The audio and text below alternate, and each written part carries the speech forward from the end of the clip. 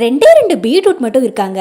கூடவே 1 கப் அளவு கோதுமை மாவும் இருந்தால் போதுங்க. சட்டுன்னு ஈஸியாக நம்ம செஞ்சு முடிச்சிடலாம். டேஸ்ட் பார்த்தீங்கன்னா அவ்வளோ சூப்பராக இருக்கும். வீட்டில் இருக்கக்கூடிய குட்டீஸ்லேருந்து பெரியவங்க வரைக்கும் கேட்டு வாங்கி சாப்பிடுவாங்க. சந்தேகமே இல்லைங்க. ஒரு முறை செஞ்சீங்கன்னா கண்டிப்பாக அடுத்தடுத்த முறை பீட்ரூட் வாங்கினீங்கன்னா இதை செய்யாமல் விடவே மாட்டீங்க. எப்போவுமே பீட்ரூட் வாங்கி பொரியலாக செஞ்சு சாப்பிட்டு போர் அடிச்சிச்சுன்னா கண்டிப்பாக இதையும் ட்ரை பண்ணி பாருங்கள். இப்போ நான் இதுக்காக 2 பீட்ரூட் எடுத்துக்கிறேன். நல்லா கழுவி எடுத்துகிட்டு அதோட மேல் பகுதி மட்டும் கட் பண்ணி எடுத்துகிட்டு வந்துருக்கேன். ஒரு பாத்திரத்தில் கொஞ்சம் தண்ணி வச்சுக்கலாம். அதுக்கு மேலே இதே போல் ஒரு பாத்திரம் எடுத்து வச்சுட்டு நம்ம கழுவி வச்சுக்கக்கூடிய இந்த பீட்ரூட் எல்லாத்தையும் அதுக்கு மேலே எடுத்து வச்சுக்கலாம். இதுக்கு பதிலாக நீங்கள் இட்லி பாத்திரம் கூட பயன்படுத்திக்கலாங்க. 2-3 நிமிஷம் ஆகும் இது வேகிறதுக்கு. அப்படியே விட்டு வச்சுக்கலாம். இப்போ நம்ம ஒரு பாத்திரத்தில் 1 கப் அளவு கோதுமை மாவு எடுத்துக்கலாங்க. கோதுமை மாவில் இது செய்யும்போது ரொம்ப டேஸ்டியாக இருக்கும். இதுக்கு தேவையான அளவு உப்பு சேர்த்துக்கலாம். 1/2 ஸ்பூன் அளவுக்கு உப்பு சேர்த்துக்கிறேன். இப்போது 1/2 கப் அளவு தண்ணி கொஞ்சம் கொஞ்சமாக சேர்த்துக்கலாம். சுடு தண்ணி சேர்த்துக்கணும்னு கிடையாது, சாதாரண தண்ணி கூட சேர்த்துக்கலாம். இப்போ கொஞ்சம் தண்ணி சேர்த்துட்டு இதே போல் எல்லாத்தையும் நல்லா மிக்ஸ் பண்ணி விட்டுக்கலாங்க. இதில் வேலை அப்படின்னு சொன்னாவே இந்த மாவு பிசைறது மட்டுமே தான். மாவு மட்டும் பிசைஞ்சு வச்சுட்டோம்னு வச்சுக்கோங்களேன், ரொம்ப ஈஸியாக நம்ம இது முடிச்சிடலாங்க. நீங்கள் சப்பாத்திக்கு மாவு பிசையும் போது கூட கொஞ்சம் எக்ஸ்ட்ரா பிசைஞ்சு வச்சுக்கிட்டு இதே போல் செஞ்சு பார்க்கலாம். மாவு இது போல் நல்லா சாஃப்டாக பிசைஞ்சு எடுத்துட்டேன். கொஞ்சமாக எண்ணெய் மட்டும் மேலே ஊற்றிட்டு இதே போல் நம்ம தேய்ச்சி விட்டுக்கலாம். இப்போ மாவை நம்ம பிசைஞ்சு முடிச்சுட்டு ஒரு பாத்திரம் எடுத்து இதை மூடி போட்டு விட்டுடலாம். ஏற்கனவே நம்ம வேக வச்ச பீட்ரூட் நல்லா வெந்து இருக்கு. இது நல்லா வெந்து வர்றதுக்கு 3 நிமிஷம் ஆயிடுச்சு. இப்போ நம்ம இதே போல் எடுத்து பார்த்தோன்னா பீட்ரூட்டில் இருக்கக்கூடிய அந்த நிறமோ தண்ணியோ எதுவும் வீணாகாமல் அருமையாக வெந்து கிடைக்கும். இப்படி நம்ம வேக வச்சு எடுக்கும்போது பீட்ரூட்டுக்கு மேலே இருக்கக்கூடிய தோல் எடுக்கிறதுக்கு கொஞ்சம் கூட சிரமமே இருக்காதுங்க. என் கையில் அதிகமாக நகம் இல்லை. உங்கள் கையில் கொஞ்சம் நகம் இருந்துச்சுன்னு வச்சுக்கோங்களேன், அதை அப்படியே கிள்ளி எடுத்தால் கூட எல்லாம் அப்படியே உறிஞ்சு வந்துடும். அல்லது கத்தி வச்சு இதே போல் லைட்டாக சுரண்டினீங்கன்னாவே போதும், எல்லாம் டக்குன்னு இதே போல் உறிஞ்சு வந்துடும். நீங்கள் பீட்ரூட்டை எல்லாம் கட் பண்ணி ஆவியில் கூட வேக வச்சு எடுத்துக்கலாம். அப்படி ஆவியில் வேக வச்சிங்கன்னா ஒரு பாத்திரத்துக்கு மேலே வச்சு வேக வைங்க. ஏன்னா அப்படியே வைக்கும்போது அந்த பீட்ரூட் இருக்கக்கூடிய தண்ணியெல்லாம் வீணாக போயிடும். அதனால் நம்ம கட் பண்ணாமல் அப்படியே வச்சோன்னு வச்சுக்கோங்களேன், கொஞ்சம் கூட அந்த நிறமோ தண்ணியோ எதுவும் வீணாகாமல் அப்படியே நமக்கு கிடைக்கும். இப்போ எல்லாத்தையும் இதே போல் நம்ம கட் பண்ணி எடுத்துக்கலாம். பீட்ரூட் நல்லா சாஃப்டாக வெந்திருக்கிறதால கட் பண்ணுறதுக்கோ அதை க்ளீன் பண்ணுறதுக்கோ கொஞ்சம் கூட கஷ்டம் இருக்காது. இப்போ நம்ம ஒரு மிக்ஸி ஜார் எடுத்துக்கலாம். நம்ம கட் பண்ணி வச்சுக்கக்கூடிய இந்த பீட்ரூட் எல்லாத்தையும் இதில் நம்ம சேர்த்துக்கலாங்க. இதில் நம்ம தண்ணி எதுவுமே சேர்க்கக்கூடாது. ஏன்னா இந்த பீட்ரூட்டை நம்ம அரைக்கும்போது இதில் இருக்கக்கூடிய தண்ணி எல்லாம் வெளிப்பட ஆரம்பிக்கும். அரைக்கும்போது ஒரு ஸ்பூன் வச்சு நீங்கள் எடுத்து விட்டு விட்டு அரைச்சி எடுத்துக்கோங்க. இதே போல் நல்ல பேஸ்ட்டாக அரைச்சி எடுத்துக்கணும். கையில் நீங்கள் எடுத்து பார்க்கும்போது நல்ல மாவு மாதிரி இருக்கணும். எந்த அளவுக்கு பேஸ்ட்டாக அரைக்க முடியுமோ அந்த அளவுக்கு பேஸ்ட்டாக அரைச்சி எடுத்துக்கோங்க. இப்போ நம்ம எல்லாத்தையும் ஒரு பவுலில் எடுத்து போட்டுக்கலாங்க. பார்க்குறதுக்கே அவ்வளோ சூப்பராக இருக்கும். இது நீங்கள் கொஞ்சம் வாயில் எடுத்து போட்டிங்கன்னா அவ்வளோ இனிப்பாகவும் இருக்கும், கொஞ்சம் கூட பச்சை வாடையும் இருக்காது. அதே மிக்ஸி ஜாரை நம்ம திரும்ப பயன்படுத்திக்கலாம். 1/2 கப் அளவு தேங்காய் இதே போல் சின்னதாக கட் பண்ணி வச்சுருந்தேன், அதை சேர்த்துக்கிறேன். ஒரே ஒரு ஏலக்காயை கூட சேர்த்துக்கிறேன். இப்போ நம்ம பல்ஸ் மோடில் போட்டு இதை சுற்றி எடுத்துட்டோம் அப்படின்னா இந்த தேங்காயெல்லாம் நல்ல பூ மாதிரி அரைஞ்சு கிடைக்கும். தேங்காய் அரைக்கும் போதும் தண்ணி எதுவும் ஊற்றாதீங்க, பேஸ்ட்டு மாதிரியெல்லாம் அரைக்கக்கூடாது. இதே போல் நம்ம தொக்கு பருவத்துக்கு அரைச்செடுத்தா போதும். இப்போ நம்ம ஏற்கனவே அரைச்சி வச்சுருக்கக்கூடிய அந்த பீட்ரூட் பேஸ்ட் இருக்கு இல்லைங்களா, அது கூட இந்த தேங்காவை நம்ம அப்படியே போட்டுக்கலாம். பீட்ரூட்டில் ஏற்கனவே இனிப்பு இருக்கும். உங்களுக்கு எக்ஸ்ட்ரா இனிப்பு தேவைப்படுது அப்படின்னா நாட்டு சக்கரை 1/2 கப் அளவு சேர்த்துக்கோங்க. எனக்கு இனிப்பு கொஞ்சம் எக்ஸ்ட்ரா தேவைப்படுது, அதனால் நான் கொஞ்சம் சேர்த்துக்கிட்டேன். இதுக்கு பதிலாக நீங்கள் சீனி சேர்த்துக்கலாம், நாட்டு சக்கரை, வெல்லம் இப்படி எது வேணால் சேர்த்துக்கலாங்க. இப்போ எல்லாத்தையும் நல்லா மிக்ஸ் பண்ணி விட்டுக்கலாம். உங்களுக்கு அரைக்கும் போது ஏதாவது நட்ஸ் போடணும், பாதாம் பருப்பு, முந்திரி பருப்பு, இல்லை வேறு ஏதாவது பருப்பு வகைகள் போடணும் அப்படின்னு தோணுச்சுன்னா கூட நீங்கள் போட்டு அரைச்செடுத்து ஹெல்த்தியாக செஞ்சுக்கலாங்க. இப்போ நம்ம ஏற்கனவே மாவை நல்லா பிசைஞ்சு வச்சோம் இல்லைங்களா, இந்த பீட்ரூட் அரைக்கிறதுக்கான டைம் மட்டும்தான். அதுக்குள்ளே இந்த மாவை எடுத்து அப்படியே செய்ய ஆரம்பிச்சிட்டேன்.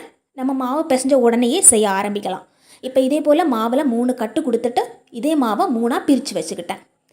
செய்கிறதுக்கு முன்னாடி இப்படி நம்ம பிரித்து வச்சுக்கிட்டோன்னு வச்சுக்கோங்களேன், செய்யும்போது ரொம்ப ஈஸியாக இருக்கும். இப்போ ஒரே ஒரு உருண்டை மட்டும் இதே போல் வச்சுட்டு கொஞ்சம் மாவு போட்டு தேய்ச்சி எடுத்துக்கோங்க. நம்ம மாவு பிரித்து எடுக்கும்போது கொஞ்சம் பெரிய உருண்டையாகவே பிரித்து எடுத்துக்கோங்க. அப்போ தான் நமக்கு இதே போல் பெரிய சைஸில் கிடைக்கும். வேலையும் நமக்கு ரொம்ப இருக்காது, நல்ல டைம் மிச்சமாகும். இப்போ நான் ஒரு பெரிய உருண்டையை இதே போல் தேய்ச்சி எடுத்துட்டேன். ஒரு கத்தி வச்சு இதே போல் நம்ம கட் பண்ணி விட்டுக்கலாம். உங்களுக்கு எந்த ஷேப்பில் கட் பண்ணணும்னு தோணுதோ அந்த ஷேப்பில் கூட நீங்கள் கட் பண்ணி விட்டுக்கோங்க. இப்போ நம்ம ஏற்கனவே பேஸ்ட்டை அரைச்சி வச்சுருந்தோம் இல்லைங்களா, அந்த பேஸ்ட்டை கொஞ்சம் நிறையவே எடுத்து வச்சுக்கிறேன். உங்களுக்கு எவ்வளோ வைக்கணும்னு தோணுதோ அவ்வளோ கூட நம்ம எடுத்து வச்சுக்கலாம். நான் பேஸ்ட் வைக்கும்போது ஒவ்வொன்றுத்துலேயும் ஒரு 2 ஸ்பூன் அளவுக்கு இதே போல் எடுத்து எல்லா இடமும் தேய்ச்சி விட்டுக்கிட்டேன். லீவு டைமில் குழந்தைங்களுக்கு ஏதாவது ஹெல்த்தியாக செஞ்சு கொடுக்கணும், வீட்டில் இருக்கக்கூடிய எல்லாருக்கும் ஹெல்த்தியாக சாப்பிட்ணும் அப்படின்னு நினச்சிங்கன்னா கண்டிப்பாக செஞ்சு பாருங்கள். ஹெல்த்தியாகவும் இருக்கும், ரொம்ப ரொம்ப டேஸ்டியாகவும் இருக்குங்க. இப்போ இதே போல் நம்ம மடித்து எடுத்துக்கலாம்.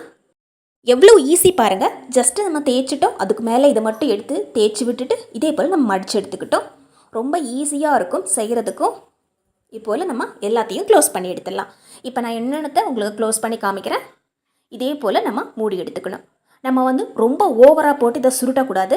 கொஞ்சம் பெருசாக எடுத்து சுருட்டி 2 லேயர் வர மாதிரி நம்ம சுருட்டி எடுத்தால் போதும். அப்போ தான் உள்ளே இருக்கக்கூடிய அந்த மாவும் நல்லா வெந்து கிடைக்கும்.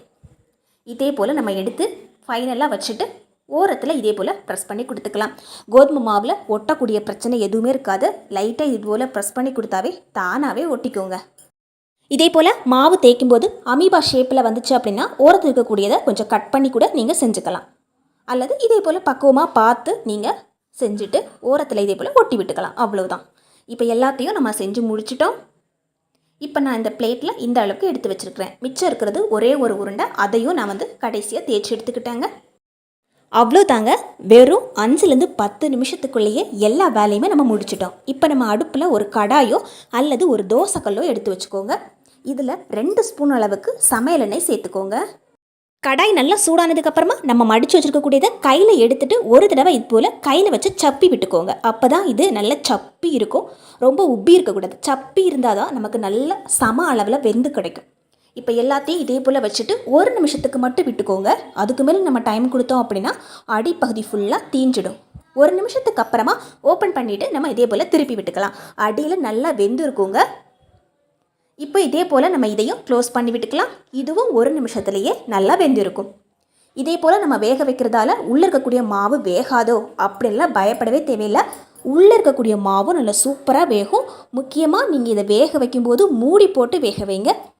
நம்ம ஊற்றின அந்த எண்ணெய் கூட ஃபுல்லாக காலி ஆகலை. பாதி எண்ணெய் அப்படியே தான் இருக்குது. இருந்தாலும் இது நல்லா சூப்பராக வெந்து வந்திருக்குங்க. ரொம்ப எண்ணெய் சேர்க்காமல் நல்லா ஹெல்த்தியாக சாப்பிட்ணுன்னு நினச்சிங்கன்னா கண்டிப்பாக செஞ்சு பாருங்கள். மாவு எடுத்து கட் பண்ணி வைக்கும்போது நீங்களே பார்த்துருப்பீங்க 3 பெரிய உருண்டைகள் இருந்தது. அந்த 3 பெரிய உருண்டைகளுக்கும் நான் இப்போ சேர்த்துக்கக்கூடிய இந்த எண்ணெயே கரெக்டாக இருந்ததுங்க.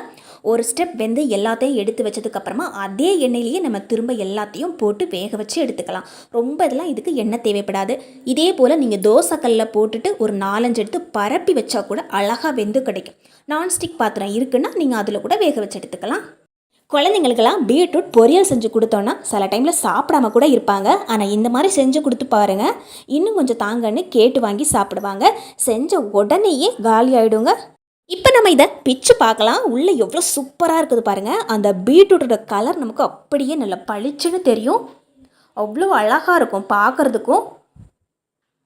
உள்ளே அந்த லேயர்ஸும் கரெக்டாக இருக்கும். நீங்கள் பிச்சு பார்த்தீங்கன்னா உள்ளே இருக்கக்கூடிய அந்த மாவு கரெக்டாக வெந்து நல்லா சாஃப்டாக இருக்கும்.